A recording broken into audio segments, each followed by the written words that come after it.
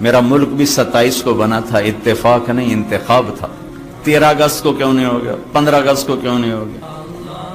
15 جولائی کو کیوں نہیں ہو گیا؟ یہ 14 اگست ہی کیوں چنا اللہ نے کہ اس دن 27 کی رات آ رہی ہے، اور یہ 27 کی رات 2 زمین کے ٹکڑے اسلام کے نام پر 14 صدی میں وجود میں آئے ہیں۔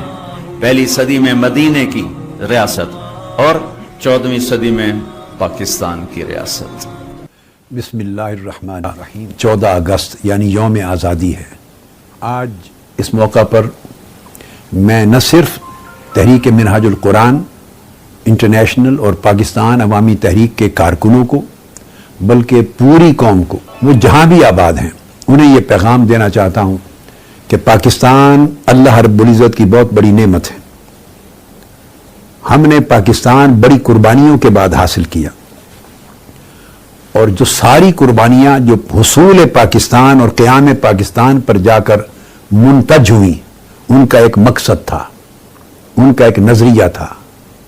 وہ مقصد اور نظریہ پاکستان کے آئین کے دیباچہ میں پریمبل میں درج ہے، تاکہ اقتدار کی یہ امانت مسلمان اپنے ملک میں اسے مقدس امانت سمجھ کر استعمال کریں، اور لوگوں کو سوشل جسٹس ملے، تعلیم ملے، ان کو صحت ملے، اسلام کی تعلیمات کے مطابق ایک مہذب پاکیزہ معاشرہ تشکیل پائے، اور ایک ایسا پرامن معاشرہ ہو جس میں نہ کوئی کسی کی جان لے سکے، نہ عزت و آبرو پر حملہ کر سکے، لوگوں کو روزگار ملے، لوگوں کو عزت ملے، لوگوں کو آزادی ملے، اور وہ اسلامی تعلیمات کے مطابق انفرادی اور اجتماعی طور پر اپنے کریکٹر کو، کردار کو ڈیولپ کر سکے، اور ایک ماحول ان کو ایسا ہو جو سپورٹیو ہو اس کے لیے۔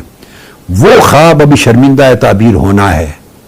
ہم بیرونی طاقتوں کی غلامی سے ضرور نجات پا گئے تھے 1947 میں، مگر ملک کے اندر جو طاقتیں ہیں، شر پسند طاقتیں، باطل طاقتیں، فرعون صفت طاقتیں، کرپٹ طاقتیں، جنہوں نے کروڑوں غریب، معصوم، کمزور، محروم اور بے بس اور مجبور لوگوں کے حقوق غصب کر رکھے ہیں اور پورے اقتدار پہ قبضہ کر رکھا ہے، ان سے اس ملک کی تقدیر کو آزاد کروانا ہے، اور 20 کروڑ پاکستانی عوام کو ایک روشن مستقبل کی طرف لے جانے کے لیے راستہ کھولنا ہے۔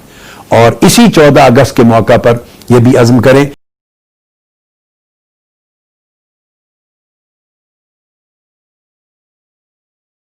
کہ قائد اعظم کا پاکستان اور 47 کی قربانیوں کا پاکستان دراصل اپنی اصل منزل مقصود تک پہنچے، لہذا وہ ہمارے ذمے بھی ادھار ہے۔